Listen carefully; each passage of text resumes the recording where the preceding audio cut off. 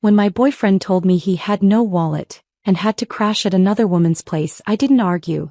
I simply gathered every gift I'd ever given him and delivered them straight to her doorstep. His raging 4 a.m. messages lit up my phone, but what came after uncovered the truth he thought I'd never find. I found his wallet in his nightstand drawer at 9:47 p.m., the same wallet he'd just texted me about losing across town. My hand was still holding my phone, his message glowing on the screen. "Babe, my wallet's gone. Stuck across town with no cash for a ride. Crashing at Sienna's tonight. Don't worry, okay?" I stared at the brown leather sitting there perfectly intact, credit cards visible through the clear window, and something inside me went absolutely silent. Not the silence of shock. The silence of finally understanding. He wasn't across town. He wasn't stranded. He wasn't helpless. He was at another woman's apartment, and he thought I was too tired, too trusting, too beaten down to check. I picked up the wallet, felt its weight in my palm, and made a decision that would change everything. If he wanted to spend the night at Sienna's place so badly, I'd make sure he got everything he needed. Starting with every single gift I'd ever wasted on him. "I'm Clara, and this is the night I stopped believing his lies." The text had arrived 20 minutes earlier while I was wiping down the last table at Rosewood Diner. I'd been working a double, 7 in the morning until 9 at night, and my feet were killing me. The kitchen lights flickered overhead like they'd been doing for weeks, casting everything in that sickly yellow glow that made even fresh food look spoiled. I'd pulled out my phone with one hand while the other kept scrubbing at a ketchup stain that had probably been there since lunch. When I read August's message, my hands had gone cold. Not the gradual cold of forgetting your gloves in winter, but instant bone-deep cold that started in my fingertips and shot straight up my arms into my chest. I'd stood there under those dying fluorescent lights, reading those words over and over while Janelle called out good night from the back door and the cook scraped down the grill with sounds like nails on metal. Everything felt distant, underwater, like I was watching my life happen to someone else. I'd clocked out without saying anything to anyone, grabbed my coat from the hook by the staff bathroom, and walked home through streets that smelled like October rain and wet pavement. $47 in tips sat folded in my apron pocket, money that would go toward whichever bill was screaming loudest this week. The gas notice or the internet warning, or maybe just groceries if I was lucky. 3.5 years. That's how long I'd been with August. 3.5 years of working doubles and split shifts while he figured himself out, and explored opportunities, and built his network. 3.5 years of me carrying us both financially while he promised things were about to turn around. Any day now, just wait and see. My apartment building came into view. All peeling paint and crooked mailboxes, the kind of place where the elevator had been broken for 2 months and nobody expected it to get fixed. I'd climbed 3 flights of stairs, my legs protesting every step, and found 2 disconnection notices taped to my door. Gas and internet. Both printed on that aggressive neon paper designed to humiliate you, to announce your struggles to every neighbor who walked past. I'd peeled them off and shoved them in my coat pocket, adding them to the collection of evidence that documented exactly how one-sided our relationship had become. Inside, the apartment had been dark and silent except for the rhythmic drip from the bathroom faucet. The faucet August had promised to fix 8 months ago. Then 6 months ago. Then he'd stopped promising and I'd stopped asking, just put a bowl underneath to catch the water and tried not to hear it when I was trying to sleep. I'd dropped my keys on the counter and they'd clattered too loud in the quiet. Then I'd pulled out my phone and read his message again, really studying it this time.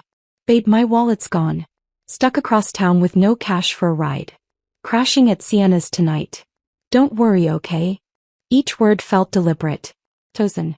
Babe, to create false intimacy. Wallet's gone, to manufacture a crisis. Stuck across town, to explain why he couldn't come home. Sienna's tonight, to test exactly how much disrespect I'd swallow without protest. And finally, don't worry, okay? The preemptive silencing of any objection I might dare to raise. Something had shifted in my chest then. Not broken, clarified.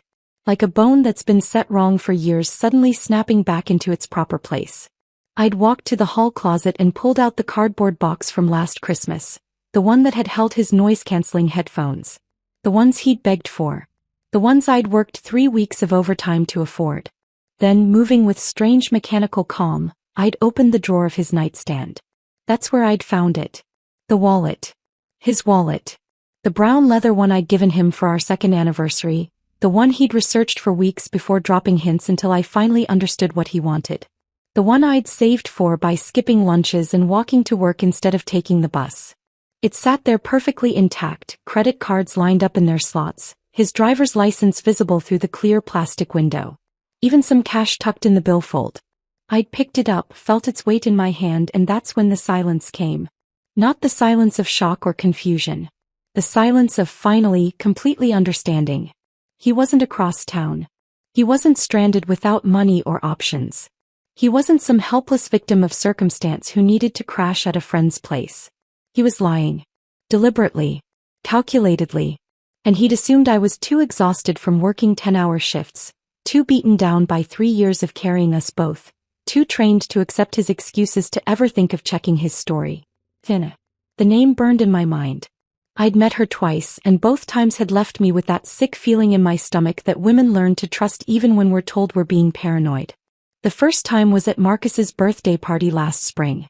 She'd monopolized August's attention for hours, touching his shoulder when she talked, laughing too loud at his jokes, leaning into him like I wasn't standing right there holding a beer I didn't even want to drink.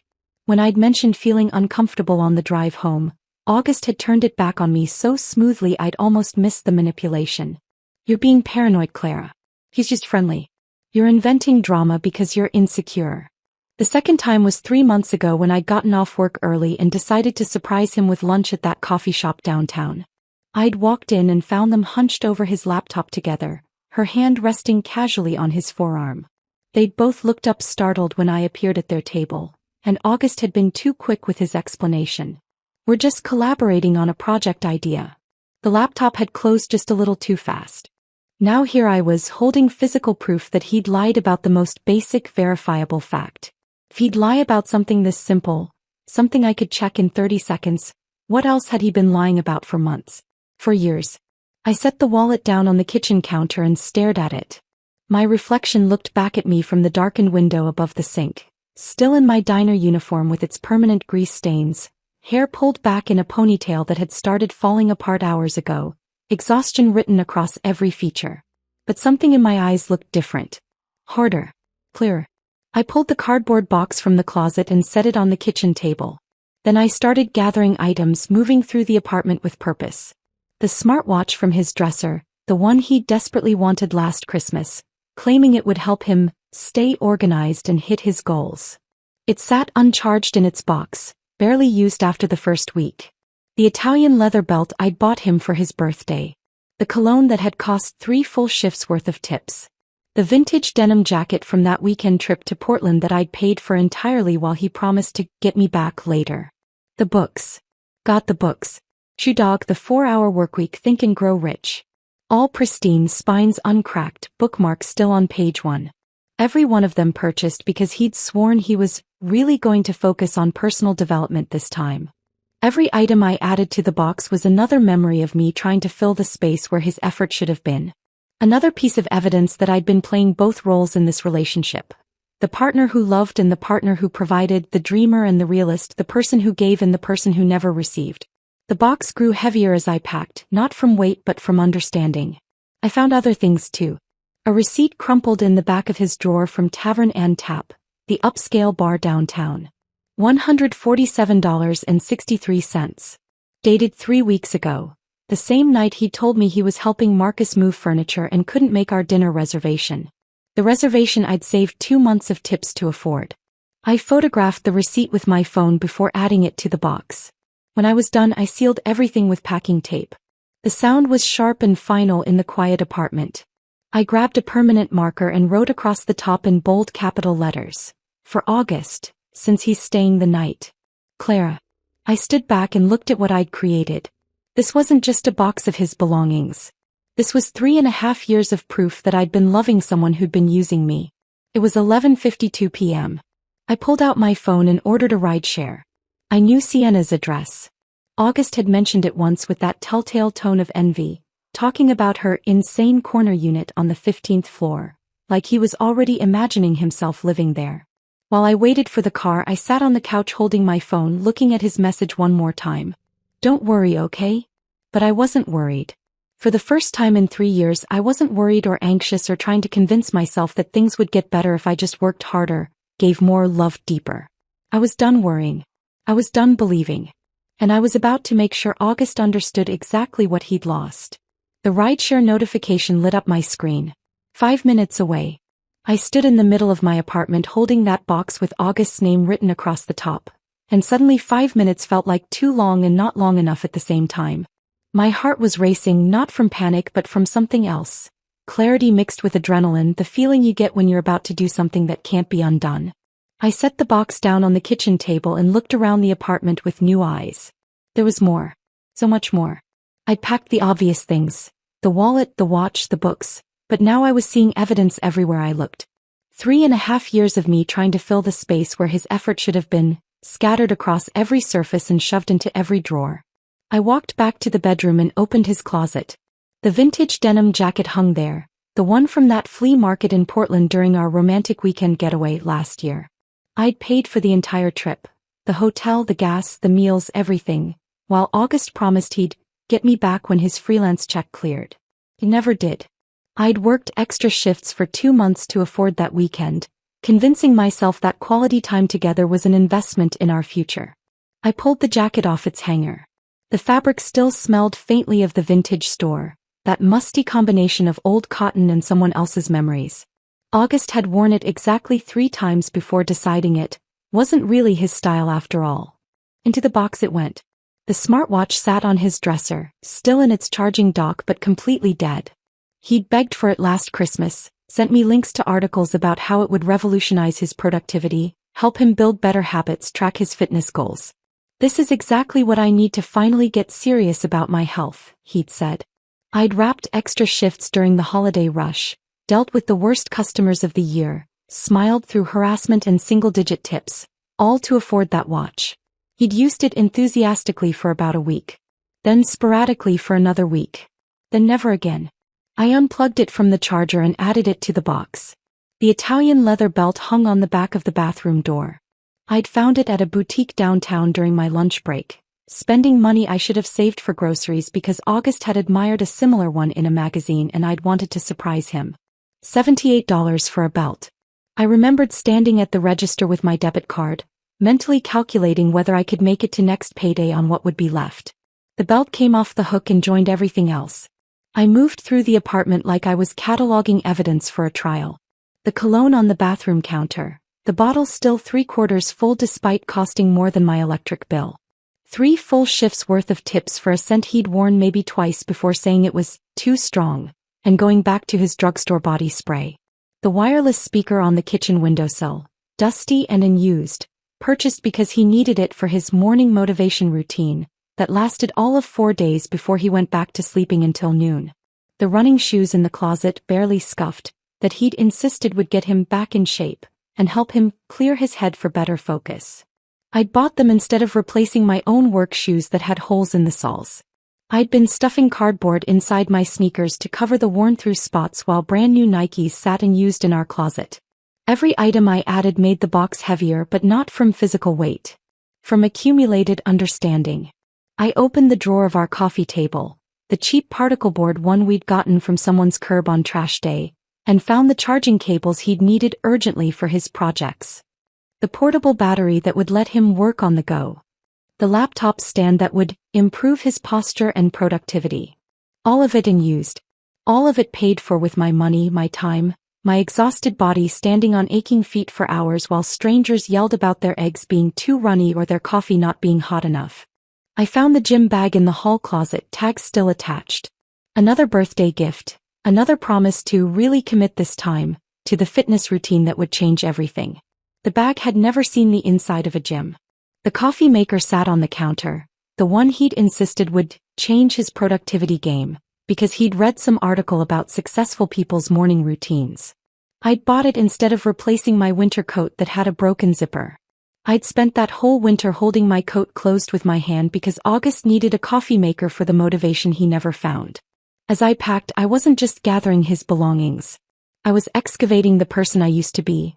The woman who believed that love meant endless giving, that partnership meant carrying someone else's weight until your back broke, that if you just sacrificed enough, gave enough, worked hard enough, he'd eventually meet you halfway. I'd been so wrong. My hand brushed against something crumpled in the back of his sock drawer as I was checking for anything else I'd bought him. Paper. I pulled it out and smoothed it under the lamp. A receipt from Tavern and Tap. My stomach dropped even though I was already kneeling. The date glared at me 3 weeks ago. The total, $147.63. I knew that date. I knew it because I'd spent 2 months saving tips to make a reservation at Giovanni's, the nice Italian place downtown where entrees started at $30. August's birthday dinner. I'd called 3 times to confirm the reservation, had requested the corner table by the window, had even asked them about their wine list so I could sound knowledgeable when we ordered. The night before, August had texted me that Marcus needed help moving furniture and it was the only night he could do it. I'm really sorry, babe. I know you were excited, but Marcus is kind of desperate here. Can we reschedule? I'd said yes because I was understanding. Because I was supportive. Because good partners don't make their boyfriends choose between them and their friends. I'd eaten leftover soup from the diner that night, alone in this apartment, convincing myself that his friendship with Marcus was important, that I was being mature by not making a big deal about a missed reservation. Now I was holding evidence that he'd spent almost $150 at an upscale bar the same night he'd supposedly been hauling boxes and furniture. The same night I'd been eating 2-day-old soup and telling myself I was being reasonable. My hands shook as I pulled out my phone and photographed the receipt. Not from sadness, from rage. Rage at him for lying so casually. But also rage at myself for being so willing to believe, so eager to be understanding, so desperate to avoid being called dramatic or insecure or paranoid. This wasn't just evidence of his lies. This was evidence of my complicity in my own diminishment. Every time I'd swallowed my doubt, every time I'd talked myself out of trusting my instincts, every time I'd chosen to believe him over believing myself, I'd been participating in my own erasure. I added the receipt to the box, right on top where it would be visible. The book sat on the shelf by the TV, Shoe Dog, The 4-Hour Workweek, Think and Grow Rich. All purchased because August had gone through a phase of wanting to really focus on personal development and learn from successful people. All pristine. All unread. The bookmarks I'd carefully placed still marked page 1 in each of them. Into the box they went. I stood back and looked at what I'd assembled. The box was full now, overflowing with physical evidence of 3.5 years of emotional fraud. Every item was a monument to me trying to fix what was fundamentally broken, trying to fill the space where a partner should have been standing, trying to love someone into becoming the person they'd promised they'd be. I grabbed the packing tape from the kitchen junk drawer and sealed the box. The sound of the tape gun was sharp and final in the quiet apartment, like a judge's gavel coming down. With a black permanent marker, I wrote across the top in capital letters that took up the entire surface. For August, since he's staying the night. Clara. I stepped back and stared at those words. My mother's voice echoed in my head from 2 years ago when she'd visited for Thanksgiving. She'd sat at this same kitchen table in the morning, drinking instant coffee because our machine was broken, watching August sleep until noon while I got ready for my shift at the diner. Baby, she'd said quietly, her voice careful like she was approaching a wounded animal. Love isn't supposed to feel like you're the only one rowing the boat. I'd gotten defensive immediately. Listed all of August's good qualities. Explained how he just needed time and support to find his path. Told her she didn't understand how hard it was to build a life in this economy, that not everyone had the same opportunities, that I was choosing to be his partner through the difficult times so we could celebrate together when things got better. She hadn't argued. Just kissed my forehead and said, "I hope you're right, sweetheart." Now standing in my apartment holding a box full of broken promises and wasted money, her words felt less like gentle concern and more like prophecy. My phone buzzed. The rideshare was 2 minutes away. I grabbed my coat and picked up the box. It was heavy, not from weight but from everything it represented. 3.5 years of me shrinking myself to make room for someone who'd been taking up all the space and giving nothing back. As I headed for the door, I caught my reflection in the mirror by the entrance. Still in my diner uniform. Hair falling out of its ponytail. Exhaustion written across my face. But my eyes looked different. Harder. Clearer. I wasn't worried anymore. I wasn't anxious or trying to convince myself things would improve if I just tried harder. For the first time in 3 years I was doing something entirely for myself. And it felt like the first honest breath I'd taken in forever. The car pulled up 30 seconds after I walked outside. A silver sedan with a dent in the passenger door and an air freshener that smelled like artificial pine. The driver was a quiet man in his 40s with tired eyes and a Seahawks cap, the kind of person who'd probably been driving all night and would keep driving until dawn. He glanced at me in the rearview mirror as I slid into the back seat with the box, but he didn't ask questions. Just nodded when I gave him the address. Riverside Towers. You know it. Yeah, I know it. His voice was neutral, professional. He pulled away from the curb and the familiar streets of my neighborhood disappeared behind us. I settled the box on my lap, my arms wrapped around it like I was protecting something valuable instead of delivering evidence of my own foolishness. My reflection stared back at me from the window, jaw set, eyes dry, posture rigid. The streetlights swept across my face in rhythmic intervals, and each time the light hit, I looked less like the woman who'd walked out of Rosewood Diner 3 hours ago and more like someone I'd never met before. I barely recognized her. And that felt exactly right. The streets were mostly empty at this hour, just past midnight on a Tuesday. We passed a gas station where a man was filling up a truck, a convenience store with flickering neon signs, a bus stop where someone sat alone scrolling through their phone. Normal people living normal nights, completely unaware that my entire world had just reorganized itself into before and after. I knew Sienna's address because August had mentioned it exactly once, about 6 months ago. We'd been eating takeout Chinese on the couch. I'd paid like always, and he'd been scrolling through his phone when he suddenly said, "Sienna's place is insane. Corner unit on the 15th floor. Floor-to-ceiling windows. She's really got it made."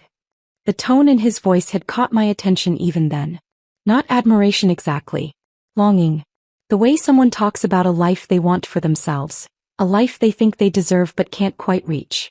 I'd felt something twist in my stomach but pushed it down. Told myself I was being insecure. Told myself he was just making conversation. Told myself all the things women tell themselves when they know something's wrong but aren't ready to face it yet. Now that memory felt like evidence I'd been collecting without realizing it. The driver caught my eye in the rearview mirror. "You okay back there?" "Yeah." My voice came out stronger than I expected. First time in a long time, actually. He nodded like he understood something I hadn't said out loud, and we drove the rest of the way in comfortable silence. Riverside Towers materialized out of the darkness like something from a different city, a different life. All glass and steel and manufactured luxury, the kind of building that screamed, successful young professional, even though everyone inside was probably drowning in student loans and credit card debt just like the rest of us. The only difference was the facade. The lobby glowed warm and golden through floor-to-ceiling windows. I could see the doorman at his desk, a decorative fig tree in a concrete planter, abstract art on the walls that probably cost more than my car.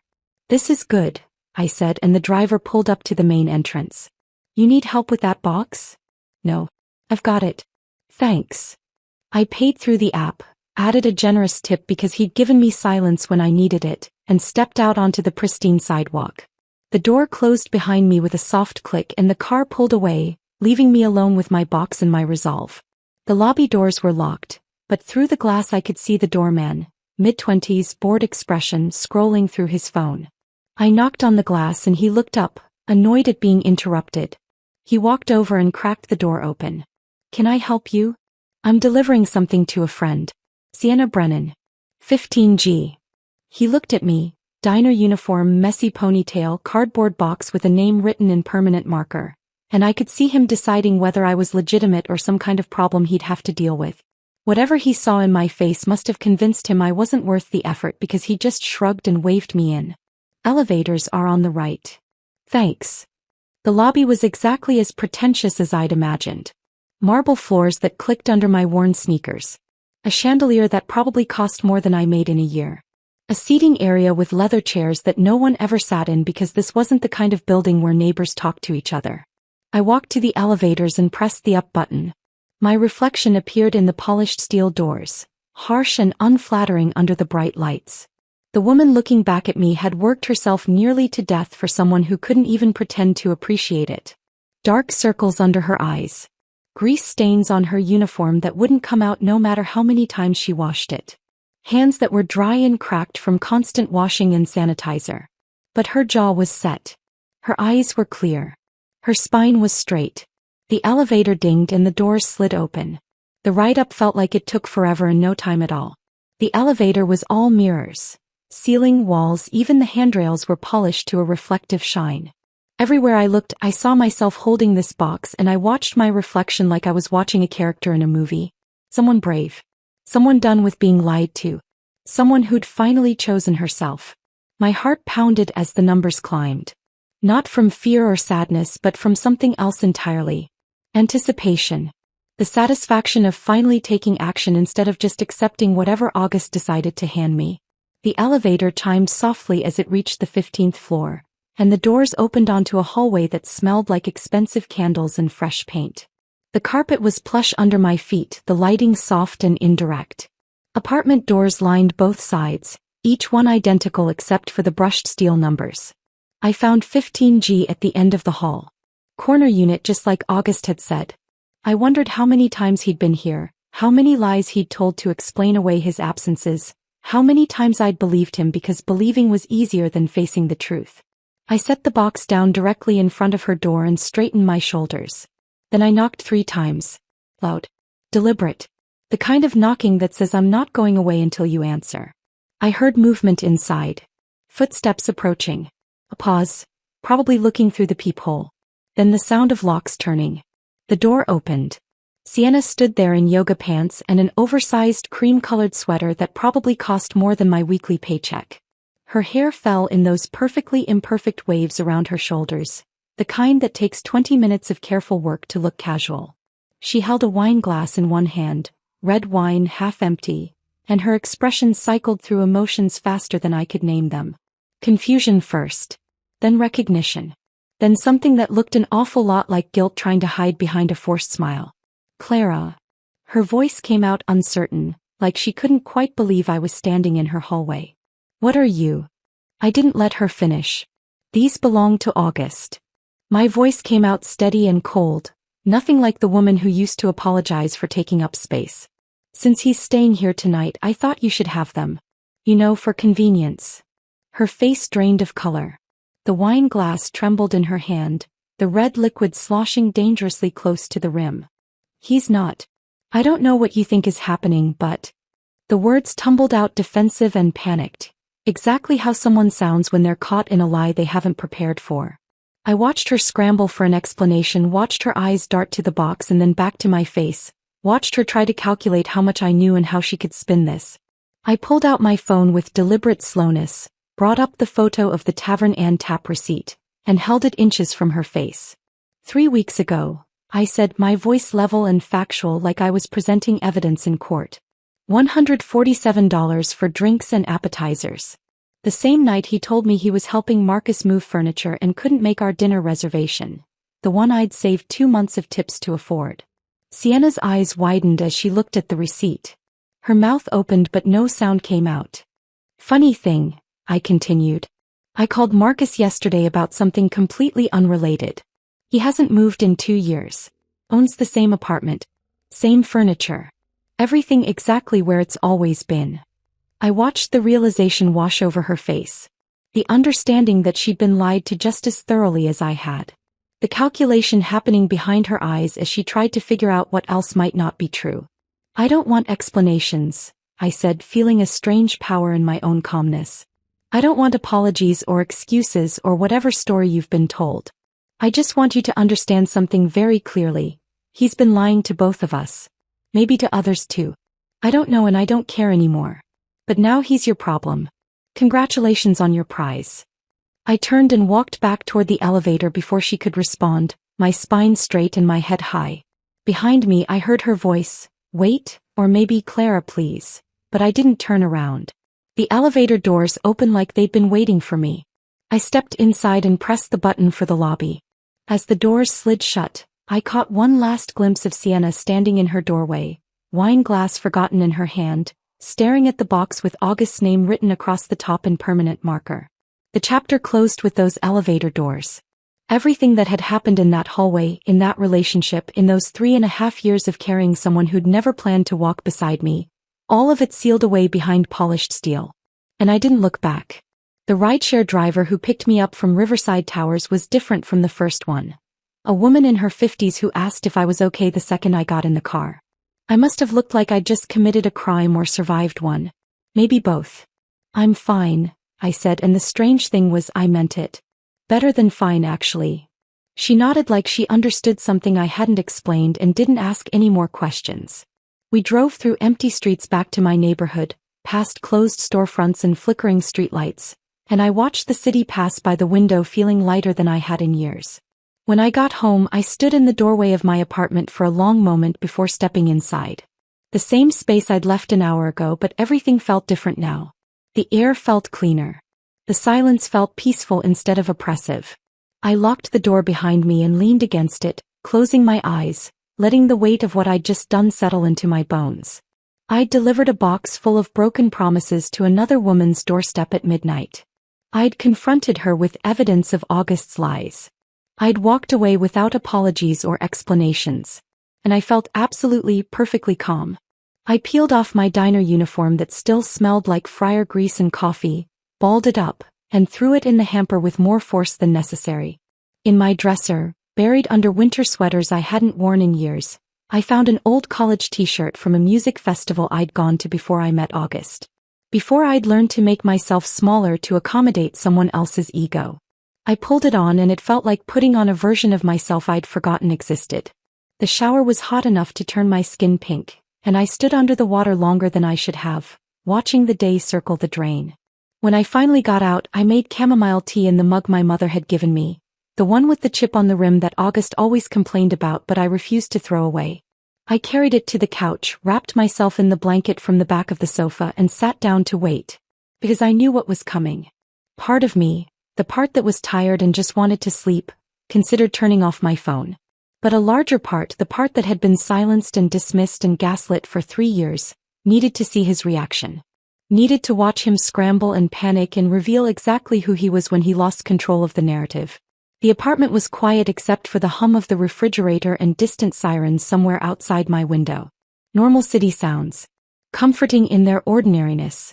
I sipped my tea and felt strangely peaceful, like I was watching a storm approach from behind thick glass. Dangerous and chaotic out there but completely unable to touch me in here. My phone sat on the coffee table, screen dark and silent. I stared at it like I was waiting for a bomb to detonate. At 4:02 a.m. it finally did. The screen lit up with a text notification, and even from where I sat I could see the all-caps aggression of it. "What the hell is wrong with you?" I picked up the phone, unlocked it, and watched as more messages poured in before I could even finish reading the first one. "You showed up at Sienna's? Are you fucking insane? You embarrassed me. You embarrassed her. What kind of psycho does that? Answer your phone. Now." I set the phone back down and took another sip of tea, watching the screen light up again and again as more messages arrived. Each one more unhinged than the last. There was something darkly satisfying about it. Watching him lose control, watching the careful mask he'd worn for 3 years slip completely off to reveal the entitled, manipulative person underneath. My phone started ringing. August's name and photo. Him smiling at a barbecue last summer, looking charming and harmless, filled the screen. I let it ring until it went to voicemail. Immediately it started ringing again. I declined the call and watched another text appear. "Pick up the phone." Then another. "We need to talk about this like adults." Then another. "You're acting crazy and you need to calm down." I opened my screenshots folder and started methodically documenting everything. Each text. Each missed call. The timestamps.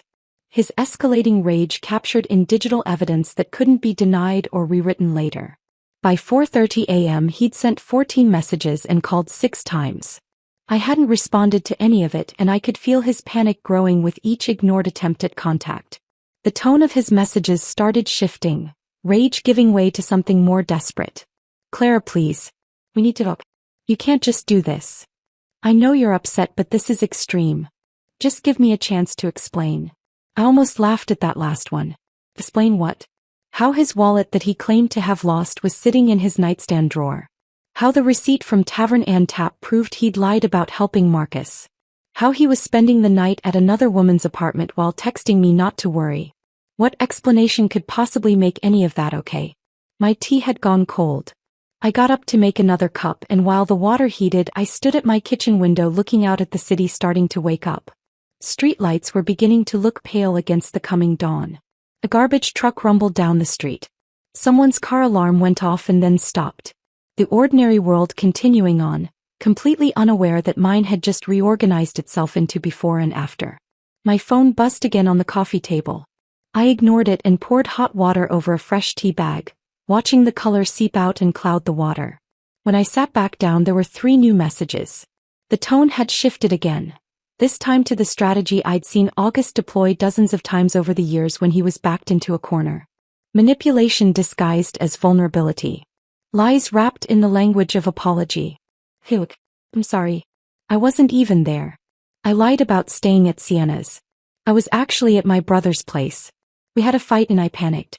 I didn't want to burden you with more stress. Please, call me. We can fix this. I know I messed up, but we're stronger than this. I read it 3 times. Not because I believed a single word, I didn't. But because it revealed something important about how little he thought of me, how thoroughly he underestimated my intelligence. Even caught. Even exposed with physical evidence of his lies. He was still lying. Just with a different story now. A slightly more palatable version that he thought I might accept because accepting it would be easier than facing the full truth of his betrayal. He actually believed I was so desperate to stay with him, so worn down by 3 years of gaslighting and financial abuse, that I'd swallow this new lie just to avoid the pain of ending things. The arrogance of it lit something cold and final in my chest. I set my phone down and opened my laptop. My hands moved with purpose, like they knew what needed to happen before my conscious mind had fully formed the thought. I logged into our phone account, the family plan where I'd been paying both our bills for the past year because he was between opportunities and needed to stay connected for networking. The account I paid for. The account that had both our phones listed. The account that tracked location data. I navigated to the location history and pulled up the past 30 days. What I found made my blood run cold and hot at the same time, like my body couldn't decide whether to shut down or catch fire. Multiple visits to Sienna's address, yes. Late nights. Hours-long stays. That was bad enough. But there was another pattern that stood out even more clearly once I started looking. The Grandview Inn. A cheap hotel on the north side of town, the kind of place with hourly rates and a parking lot you pulled into from the back. It appeared in his location history again and again and again. Sometimes multiple times a week. I opened the calendar on my phone, the one where I tracked everything because August never remembered anything unless it benefited him. I started cross-referencing dates.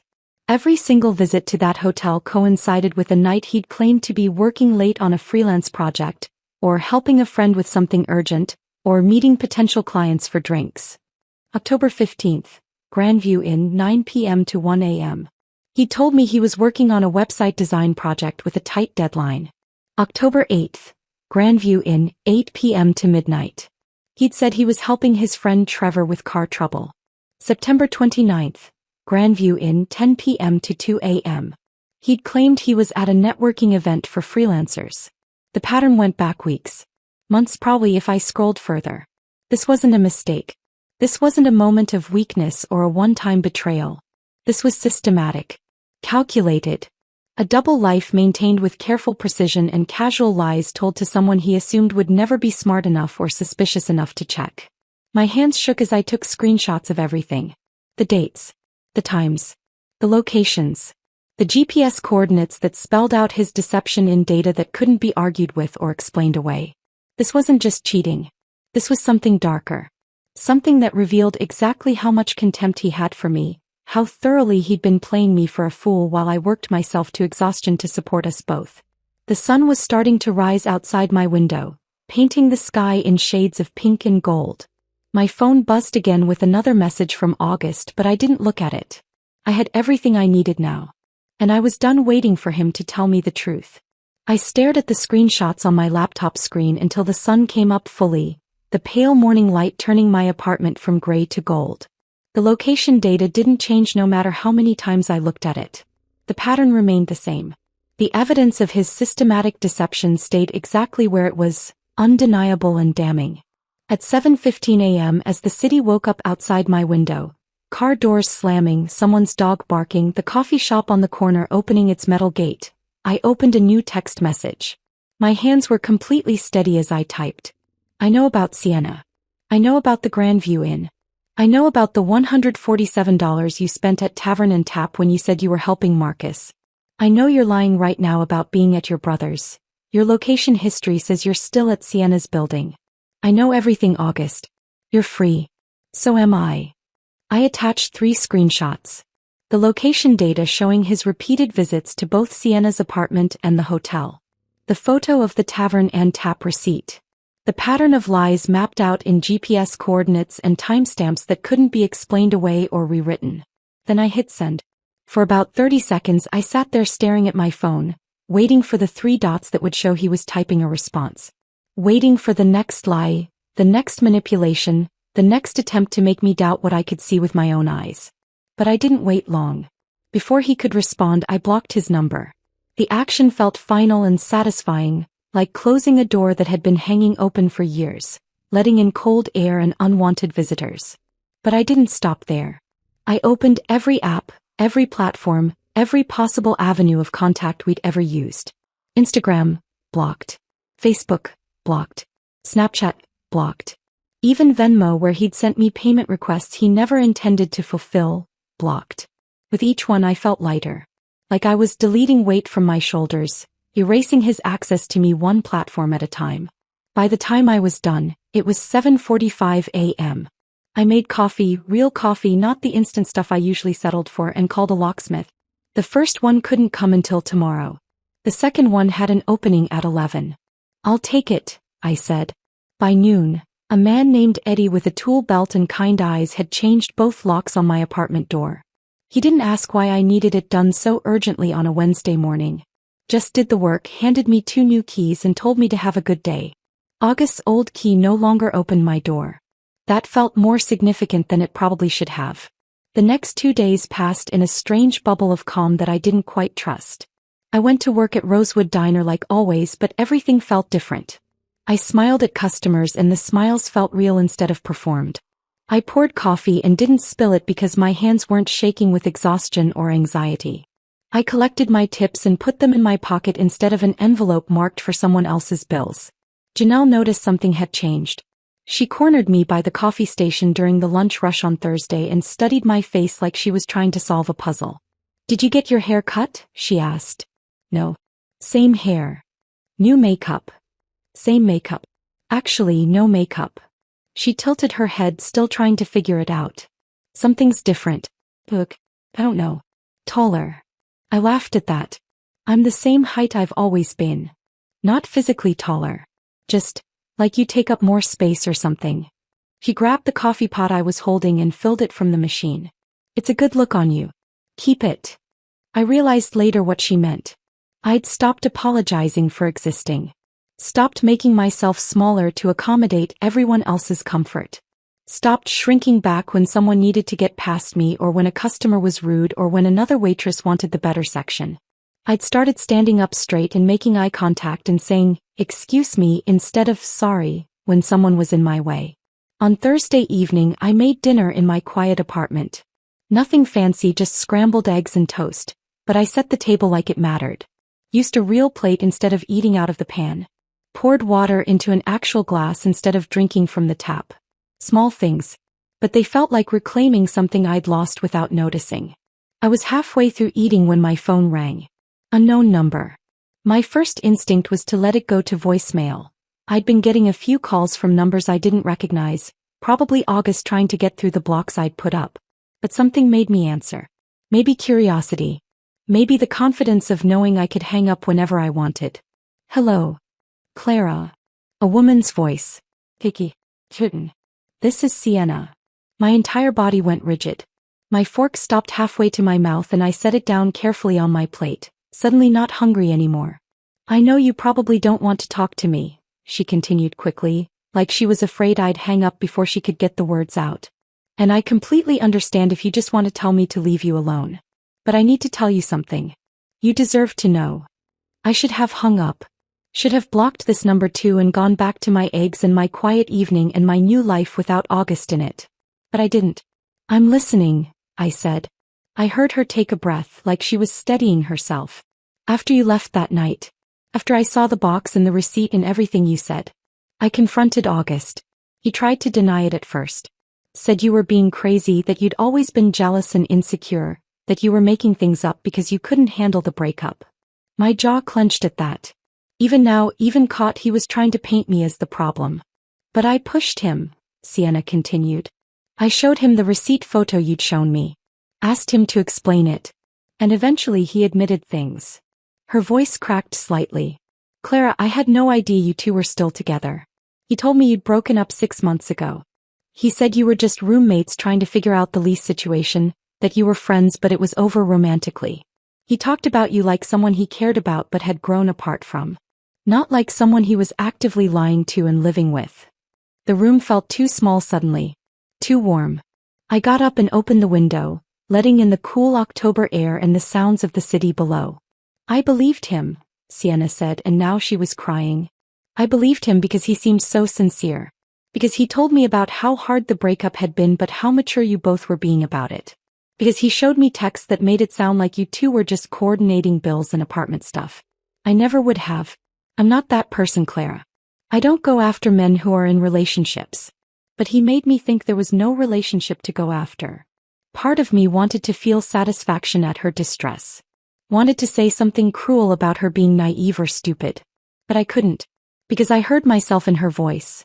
The shock of realizing you'd been lied to, the shame of having believed someone who was playing you, the anger at yourself for not seeing it sooner. We'd both been manipulated by the same person. Both told carefully crafted lies designed specifically for us. Both made to feel like we were special, chosen, the one he really wanted. Thank you for telling me, I said, because I didn't know what else to say. There's more, Sienna said, her voice dropping even lower. I haven't been able to stop thinking about this. About what else he might have lied about. And I kept thinking about that hotel you mentioned, the Grandview Inn. The name looked familiar, like I'd seen it somewhere before. My stomach dropped even though I was standing still. I went through old texts, she continued. From back in July. He'd mentioned meeting someone there for a business thing. I remember thinking it was a weird place for a business meeting, but he said the person he was meeting preferred somewhere low-key. I didn't push it. I closed my eyes, already knowing where this was going. Yesterday I called the hotel. I made up a story about thinking I'd left my credit card there and wanting to check if they'd found it. I got transferred to the bar manager. And Clara, there's someone else. The words hung in the air like smoke. A bartender who works at the hotel restaurant. Her name is Rachel. The manager let it slip when I was asking about the date I'd been there. He said something like, "Oh, that would have been Rachel's shift. She would remember if someone left a card because she's really careful about that stuff." And then he said, Sienna's voice broke. He said, "August's girlfriend is always really on top of things like that." The room tilted sideways. I gripped the windowsill to steady myself. I played dumb. Asked who August was. And the manager got all flustered, realized he'd said too much. But he confirmed that August is a regular there. That he and Rachel have been seeing each other. At least 4 months, Clara. Maybe longer. I couldn't breathe right. The air felt too thick. After I hung up, I did more digging, Sienna said. I have a friend who knows people who work there. She made some calls. Clara, he's been juggling at least 3 of us. You, me, and Rachel. Maybe more. Each of us thinking we were the only one. Each of us being lied to in exactly the way we'd be most likely to believe. My eggs sat cold and congealing on the plate. My apartment felt different suddenly, not peaceful but exposed. Like I'd been living in a house with glass walls and everyone could see and accept me. Sienna kept talking, explaining what else she'd learned, how the timeline matched up, how August had been managing multiple relationships with the precision of someone who'd done this before. But her voice sounded distant now. When we finally hung up 20 minutes later, I stood at my window staring out at the street below. At the ordinary world continuing on. At people walking dogs and getting in cars and living their normal lives with their normal problems. I'd thought finding his wallet was the revelation. Thought delivering the box to Sienna's door was the climax. Thought blocking him and changing my locks was the ending. But this was something else entirely. This wasn't a boyfriend who'd made a mistake or had a moment of weakness. This was someone who'd been living multiple lives simultaneously, telling each woman exactly what she needed to hear. manufacturing crises and explanations and excuses with the skill of someone who'd perfected the art of deception. And I'd been so tired, so beaten down by working myself to death to support us both, that I'd never seen it. I stood there until the sun set and the street lights came on, trying to figure out who I'd been sharing my life with for 3.5 years. Trying to figure out if I'd ever really known him at all. I didn't sleep that night. I sat at my kitchen table with every drawer and filing cabinet in my apartment opened, pulling out papers I'd saved without really knowing why. Receipts I'd shoved in coat pockets. Bank statements I'd filed away. Text message screenshots I'd taken during arguments when August had denied saying things I knew he'd said. 3.5 years of evidence I didn't realize I'd been collecting. By the time the sun came up Friday morning, my kitchen table was covered in organized stacks. Bank statements. Venmo transaction histories. Receipts for gifts. Text conversations. A timeline I'd constructed on notebook paper with dates and amounts and broken promises laid out in chronological order. The number at the bottom made my stomach hurt. $4,300. That was just the money I could prove with documentation. The actual amount was probably higher. Cash I'd given him that left no paper trail, meals I'd paid for without keeping receipts, utilities and groceries that came out of my account month after month while he contributed nothing. I made coffee and stared at the evidence spread across my table. It looked different in the morning light. Not like memories anymore. Like a case file. At 9 o'clock I called Jordan. We'd gone to community college together 5 years ago. Both of us trying to figure out what we wanted to be, both of us working part-time jobs to pay for classes.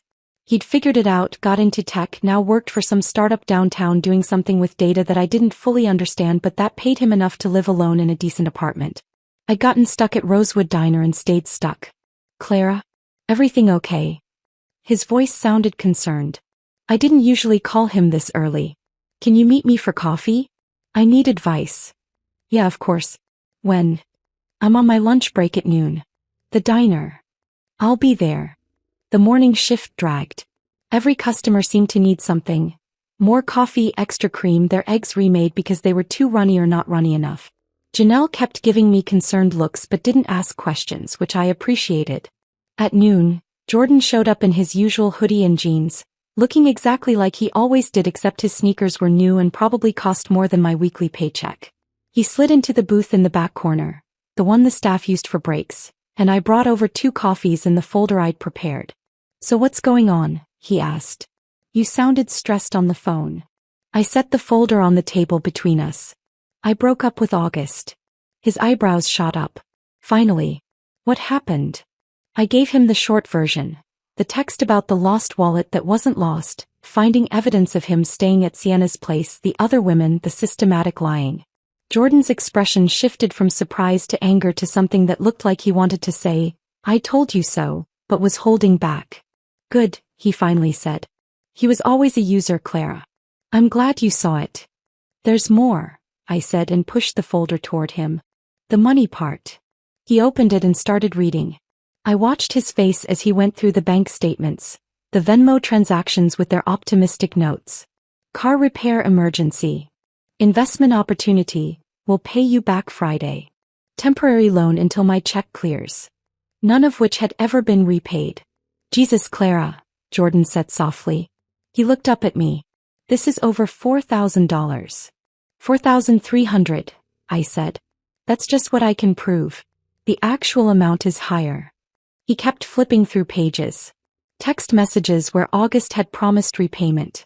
My bank statements showing rent payments for 18 straight months with no contribution from him despite living in my apartment. Receipts for gifts I'd bought him. Birthday presents, Christmas presents, just because presents, that added up to thousands more. Clara, Jordan said carefully, setting down the folder. You know you can file a small claims case for this, right?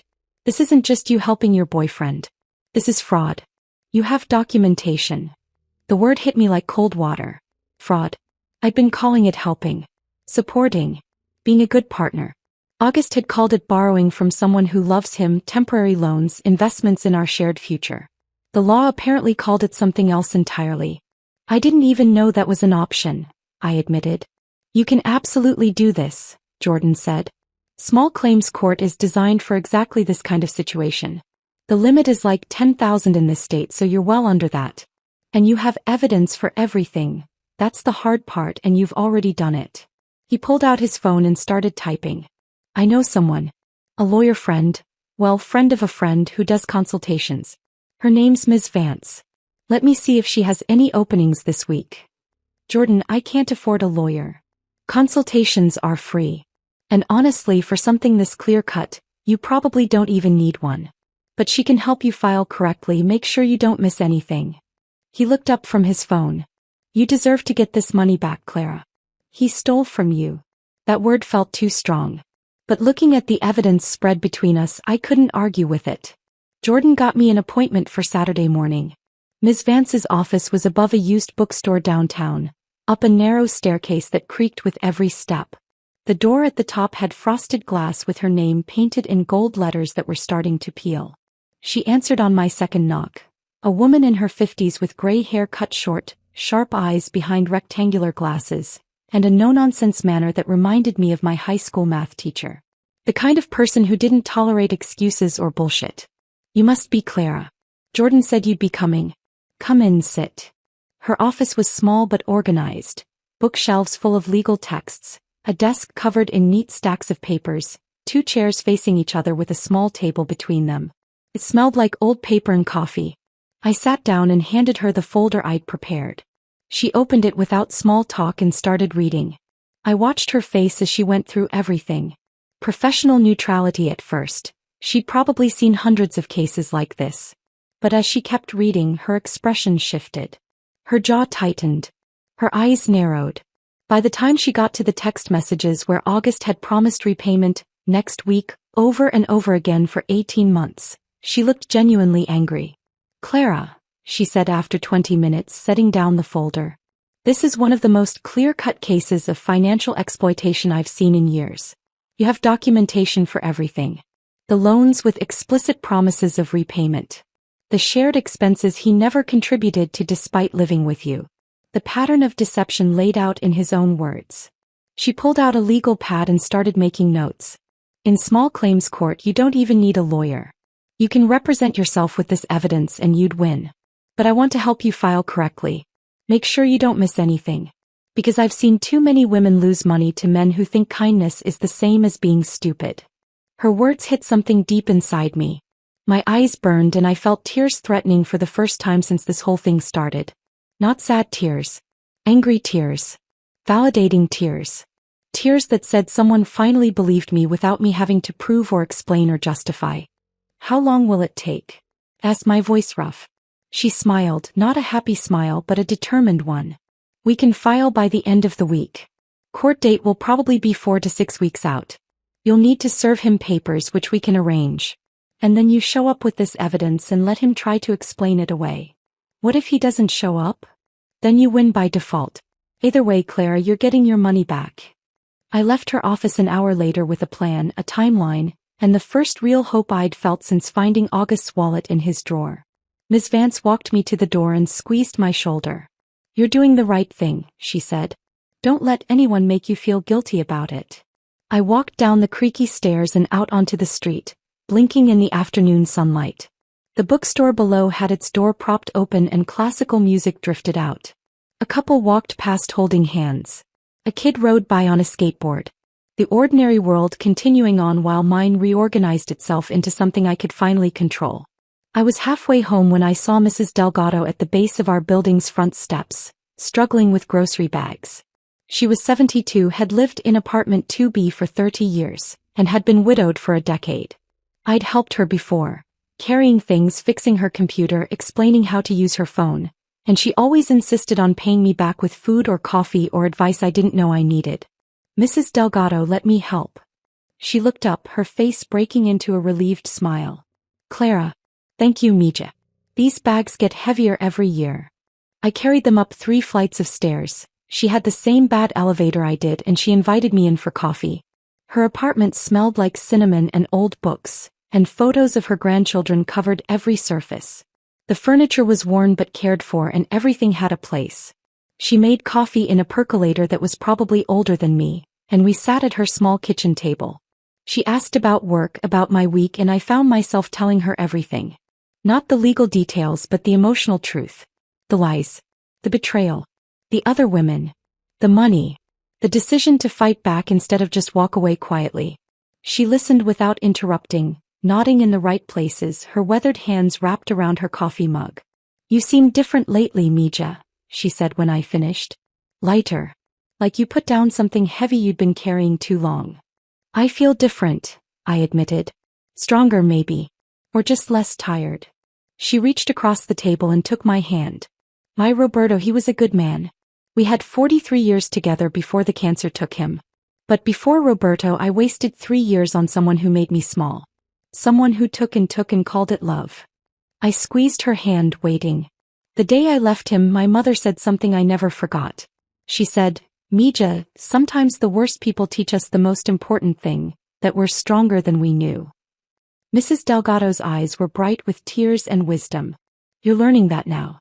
And one day you'll look back and realize that man didn't break you. He just showed you what you were capable of surviving." Her words settled into my chest like a blessing. Like permission to be angry and sad and strong all at the same time. I stayed for another hour, drinking coffee and listening to stories about her life. When I finally left, she hugged me at the door. "You're going to be okay, Clara. Better than okay." Walking back to my own apartment, I believed her. Ms. Vance filed the paperwork on a Friday afternoon, exactly 1 week after our meeting. She called me that evening while I was at work to confirm everything had gone through. "You're officially filed," she said over the phone. I could hear papers shuffling in the background. "Court date is November 14th. 9 in the morning. You'll need to be there 30 minutes early." November 14th. 6 weeks away. It felt like forever and not long enough at the same time. "What happens now?" I asked, stepping into the back alley behind the diner where the signal was better and no one could overhear. "Now we wait. The court will serve him papers within the next week. He'll have time to respond, get a lawyer if he wants one, prepare his defense. And then you show up with your evidence and let the judge decide." After we hung up, I stood in the alley for a few minutes, breathing in the cool October air mixed with the smell of fryer grease from the kitchen vents. 6 weeks of waiting. 6 weeks of knowing he knew I was coming for him. The thought should have made me anxious. Instead, it made me feel purposeful. The next 3 weeks passed in a strange new rhythm. I kept working at the diner, kept pouring coffee and taking orders and collecting tips. But something fundamental had shifted in how I moved through the world.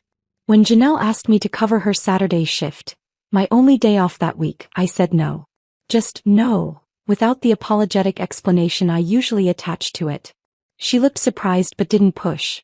When a customer snapped his fingers at me for a refill, I walked past him to help the table I was already assisting, then circled back when I was ready. The old me would have jumped immediately, apologizing for not being faster. I started meal prepping on Sunday afternoons. Chicken and rice and vegetables portioned into containers for the week. No more gas station sandwiches eaten in my car between shifts. No more skipping meals to save money for August's emergencies. I slept with my windows open even though it made the apartment cold. The city sounds, cars passing, people talking, distant sirens, someone's music playing too loud, used to keep me awake. Now they felt like companionship. Proof that the world was continuing on and I was part of it. Small changes. But they added up to something bigger. I was learning to take up space in my own life again. August tried to reach me. Not directly, he couldn't, I'd blocked him everywhere, but through other people. Marcus called one evening while I was folding laundry. "Hey. Listen, August wanted me to reach out." "No," I said, cutting him off. "Just hear me out. He feels really bad about everything. He knows he messed up. He just wants a chance to explain, to apologize properly. Marcus will talk in court. With a judge present and documentation ready. That's the only conversation I'm interested in having." Silence on the other end. Then, I get it. For what it's worth, I think you're doing the right thing. He owes you that money." "He does," I agreed and hung up. November 14th arrived cold and bright.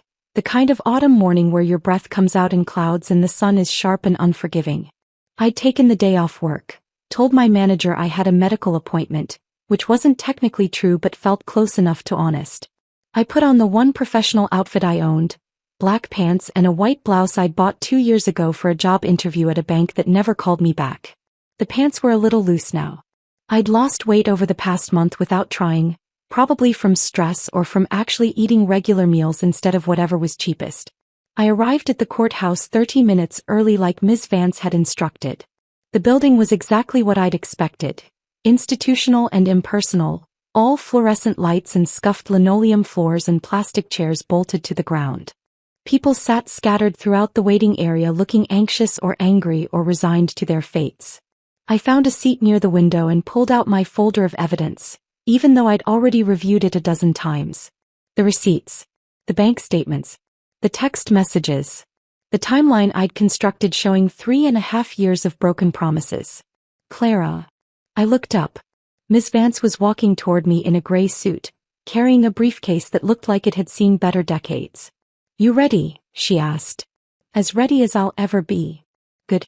Remember, speak clearly, stick to the facts, let the evidence do the heavy lifting. The judge has seen your documentation already. This is just formality at this point." I nodded, my stomach tight with nerves that felt different from anxiety. More like anticipation. That's when I saw him. August walked through the main doors with someone I didn't recognize. A woman in her 30s with blonde hair and an expensive-looking coat, touching his arm in that possessive way I'd seen before. On Sienna. On me, probably back when I'd thought he was mine. Not Sienna. Not Rachel from the hotel. Someone new. Or someone old I'd never known about. He was wearing a button-down shirt I'd never seen, dark jeans, shoes that looked recently polished. Like he'd dressed up for court. Like he thought looking presentable would somehow erase what he'd done. When he spotted me, his face did something complicated. Surprise melting into anger, then something that might have been shame, then settling into a forced neutrality that didn't reach his eyes. I held his gaze. Didn't look away. Didn't smile or frown or give him anything to read. After a few seconds he was the one who broke eye contact. The woman with him whispered something in his ear and he nodded, and they sat on the opposite side of the waiting area. She kept glancing at me like she was trying to figure out who I was and why I mattered. Good luck with that, I thought. You'll figure it out eventually. Or you won't and he'll move on to the next one. Clara Martinez? A clerk called my name from the doorway. I stood, grabbed my folder and followed Ms. Vance into the courtroom. It was smaller than I'd imagined. More like a conference room than the dramatic courtrooms you see on TV. The judge sat at an elevated desk at the front. A woman in her 60s with gray hair and reading glasses on a chain. There was a table for me and Ms. Vance on one side. Another table on the other side where August and his lawyer would sit.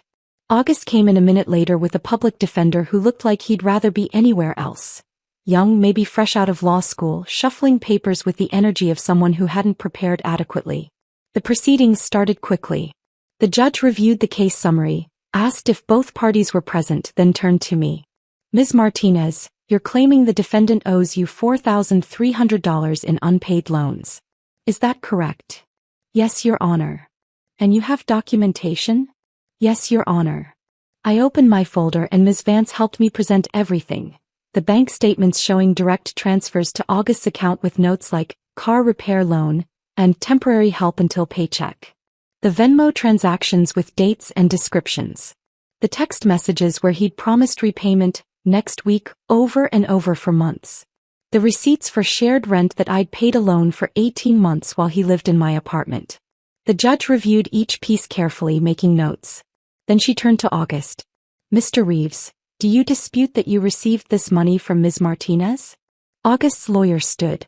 "Your Honor, my client acknowledges receiving financial support from Ms. Martinez during their relationship. However, he contends that this was mutual support between partners, not loans with repayment obligations. Does your client have any documentation showing his financial contributions to their shared household?" The lawyer shuffled his papers. "No, Your Honor, but does your client have any evidence that these transfers were intended as gifts rather than loans?" More shuffling. The nature of romantic relationships often involves. "I'll take that as a no." The judge looked back at the text messages, reading one out loud. "Thanks, babe, I'll pay you back as soon as my check clears next Friday." That was sent on March 12th. "Did that check clear, Mr. Reeves?" August shifted in his seat. "I had unexpected expenses." That's not what I asked. Did you repay Ms. Martinez as promised? No, but... Thank you. The judge made another note. She reviewed the evidence for another few minutes in silence while my heart pounded so hard I could feel it in my throat. Finally, she looked up. The plaintiff has documented evidence of $4,300 in loans with explicit promises of repayment via text message. The defendant has provided no counter-evidence and no proof of contribution to shared household expenses he claims to have paid. This is straightforward breach of verbal contract with written documentation. She turned to August.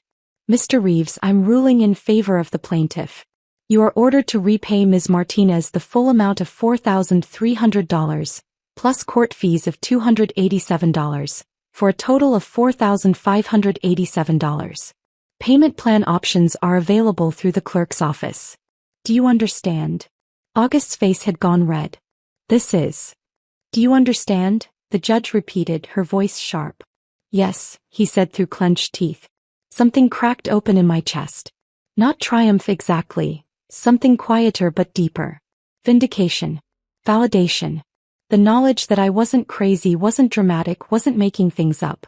I'd been right all along. As we filed out of the courtroom, I felt lighter than I had in years. Ms. Vance squeezed my shoulder. Well done. He has 30 days to start payment or face additional penalties. Thank you, I said. For everything. You did the hard part. I just filed paperwork. I was walking toward my car in the parking lot when I heard footsteps behind me. Clara, wait. August's voice. I stopped, turned around. He'd left his new girlfriend at his car and jogged over to catch me. Up close he looked tired. Older somehow. I know you're angry, he said, slightly out of breath. I know I messed up. But did you really have to take this to court? Did you have to humiliate me like this? I stared at him. Really looked at him. And for the first time in 3 years I saw him clearly. Not the potential I'd kept projecting onto him, not the man he'd promised he'd become, but exactly who he was. Someone who took and then resented you for noticing. I didn't humiliate you, August, I said, my voice steady and calm. I held you accountable. There's a difference. He opened his mouth to respond, but I was already turning away, already walking toward my car. Clara, he called after me. I didn't turn around. I got in my car, started the engine, and drove home through afternoon traffic, feeling the weight of 3 years finally lifting off my shoulders. When I got back to my apartment, I stood in the doorway for a moment, just looking. The dripping faucet had been fixed. The bills were current. The couch was still secondhand and the apartment was still small, but it was mine. All mine. And that was enough. I stepped into my apartment and closed the door behind me, letting my back rest against it for a moment. The space looked exactly as I'd left it that morning. Small, modest, unchanged, but something felt fundamentally different. The dripping faucet was finally silent. I'd fixed it myself 2 weeks ago with a YouTube tutorial and a $20 part from the hardware store. The bills were stacked neatly on the counter, all current, all manageable. The couch was still secondhand with its ripped armrest, but it was mine. All mine. I set my purse down and walked to the window, looking out at the city below. People were getting off work, heading home, living their ordinary lives. The sun was starting to set, painting everything in shades of amber and gold. I felt something settle in my chest. Not happiness exactly, more like peace. The kind that comes from knowing you did the hard thing and survived it. 6 months passed like that. Quietly. Without drama or revelation or the kind of transformation you see in movies. I still worked at Rosewood Diner. Still poured coffee and took orders and dealt with customers who thought tipping was optional. Still came home with aching feet and grease stains that never quite washed out. Still struggled some months to make rent when the tips were bad or an unexpected expense came up. My apartment still had that one-bedroom light that flickered no matter how many bulbs I replaced. The elevator was still broken more often than it worked. The upstairs neighbors still fought about the same things at the same volume. But I was different. I started saying yes to things I'd always wanted to try. The community center 3 blocks away offered evening classes. And one Thursday I walked past and saw a flyer for pottery. Something about it pulled at me. The idea of making something with my hands that wasn't food someone would consume and forget, something that would last. August used to mock stuff like that. Called it hipster nonsense and a waste of money. Said I should focus on practical things like picking up extra shifts or learning skills that would help me get a better job. I signed up anyway. The class was small. 6 people, all women, all there for different reasons. The instructor was a retired teacher named Helen with clay permanently under her fingernails and a patience that felt infinite. She taught us to center the clay, to feel its resistance and work with it instead of against it. My first attempts were disasters. Lopsided bowls that collapsed. Mugs with handles that fell off. Vases that looked like they'd been made by a child. But Helen just smiled and said, "Try again. Clay is forgiving." By the 3rd class I made something that actually looked intentional.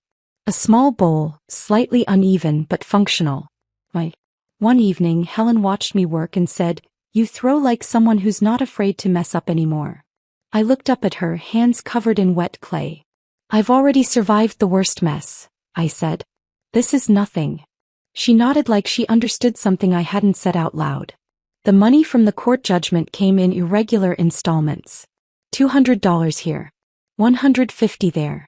Always a few days before the deadline, like August was testing how close he could cut it without facing penalties. Always with the energy of someone being forced to do something rather than someone trying to make amends. I deposited each check without ceremony and transferred the money to a savings account I'd opened specifically for this. The first savings account I'd had in my adult life. I labeled it Clara's Future on the bank website, and every time I logged in and saw the balance growing even slowly, even in tiny increments, it felt like reclaiming something that had been stolen. Through Marcus, who I'd stayed friends with despite everything, maybe because he'd apologized for not seeing what was happening sooner, I heard updates about August's life. His new girlfriend had left him after 2 months. He was working part-time at a sporting goods store. He'd moved into a studio apartment on the north side that Marcus described as kind of depressing. "He's going through a hard time," Marcus said one evening when we met for coffee. I stirred sugar into my cup and felt absolutely nothing. Not satisfaction. Not sympathy. Not even curiosity about the details. "We all go through hard times," I said. "The difference is how you treat people when you do." Marcus nodded slowly. "Yeah. You're right." August had become what he always should have been. Someone from my past who taught me an important lesson. Not about love or relationships or trust, but about what I would and wouldn't accept. About the difference between supporting someone and being used by them. I didn't think about him much anymore. When I did, it was with the same emotional distance I'd feel remembering a bad restaurant or a movie I didn't like. A thing that happened. A mistake I wouldn't repeat. Spring came slowly the way it does in the city. A few warm days mixed in with cold ones, trees budding gradually, people starting to sit outside at coffee shops again. On a Saturday morning in late April, almost 9 months after the night I delivered that box to Sienna's door, I was sitting on my fire escape with coffee and a book when I heard Mrs. Delgado's voice from 2 floors below. "Mija. You up there?" I looked down. She was leaning out her window waving up at me. "Yeah, Mrs. Delgado. What's up?" "I'm making tamales. Come down and help me, these old hands need young energy." I laughed and climbed down the fire escape, letting myself in through her always unlocked window like I'd done a dozen times before. Her kitchen smelled like corn and spices and decades of family recipes. The counter was covered in ingredients. Corn husks soaking in a bowl, seasoned pork in one pot, masa in another. She handed me an apron and put me to work. "You spread the masa like this," she demonstrated, her weathered hands moving with practiced efficiency. "Not too thick, not too thin. Then the filling. Then you fold like you're tucking in a baby." We worked side by side for hours, talking and laughing and listening to her old radio that only picked up Spanish stations. She told me stories about Roberto. Not the sanitized, romanticized version people tell about their dead spouses, but the real thing. The fights they'd had about money. The time he forgot their anniversary and she made him sleep on the couch for a week. The years it took them to really understand each other. "Love isn't what they show you in the movies, Mija," she said, pressing filling into a corn husk. "It's work. Every day you choose it. And both people have to be doing the choosing or it doesn't work." "The difference between Roberto and August," she continued, not looking up from her folding, "is that Roberto grew up and August never will. Some people are still waiting for life to accommodate them. Other people rise to meet life where it is." I thought about that as we worked, my hands learning the muscle memory of something her mother had taught her 60 years ago in Guadalajara, something passed down through generations of women who'd survived harder things than heartbreak. When we finished, she packed up a dozen tamales for me to take home. At her door, she hugged me tight and said, "You're going to be just fine, Clara. Better than fine." I believed her. That evening, I sat on my couch, the same couch where I'd read August's text about the missing wallet almost a year ago, and looked around my small apartment. The flickering light. The used furniture. The modest life I'd built with my own hands and my own work. Nothing had transformed into something magical or cinematic. I wasn't suddenly wealthy or successful or living in a different place. My circumstances were almost identical to what they'd been a year ago. But I was different in ways that mattered more than circumstances. I knew the difference between love and exploitation now. Between partnership and parasitism. Between staying because you hope things will change and leaving because you know they won't. The box I'd left at Sienna's door wasn't revenge. Not really. It was a declaration of my own worth, a line drawn in permanent marker that said, "I will not disappear for your convenience." Everything that came after, the location data, the other women, the court case, the slow rebuilding of my life, those were just the aftershocks of that first seismic choice to value myself over someone else's comfort. I didn't know what came next. Maybe I'd meet someone who saw me as a partner rather than a resource. Maybe I'd stay single and content with my pottery classes and my friendship with Mrs. Delgado and my Thursday evenings at the community center. Maybe something I couldn't even imagine yet. But whatever came, I'd face it as someone who'd learned the hardest way possible that choosing yourself isn't selfish. It's survival. August lost a woman who would have given him everything. Who'd worked herself to exhaustion trying to be enough for someone who'd never planned to meet her halfway. I found the version of myself I'd been burying under the weight of his needs. The version who took up space without apologizing. Who said no without explaining. Who knew her worth and refused to settle for less. My phone buzzed with a text from Janelle. "Hey, we're going out for drinks after shift tomorrow. You coming?" A year ago I would have said no automatically. Saved the money, stayed home, kept myself small and careful and constantly prepared for August's next emergency. I typed back, "Yeah. I'll be there." Outside my window the city continued on. Car horns and distant music and people living their lives. Ordinary sounds that felt like companionship now instead of loneliness. I made myself tea, picked up the book I'd been reading and curled up on my second-hand couch. The apartment was quiet except for the hum of the refrigerator and the occasional creak of the building settling. But it wasn't empty anymore. It was full of me. My choices. My future. My life finally, mercifully, beautifully my own. And that was enough. More than enough. It was everything. If this story of justice and reclaiming yourself had you hooked, hit that like button right now. My favorite part was when Clara delivered that box straight to Sienna's door at midnight, knowing exactly what she was doing. What was your favorite moment? Drop it in the comments below. Don't miss more powerful stories like this. Subscribe and hit that notification bell so you never miss an upload.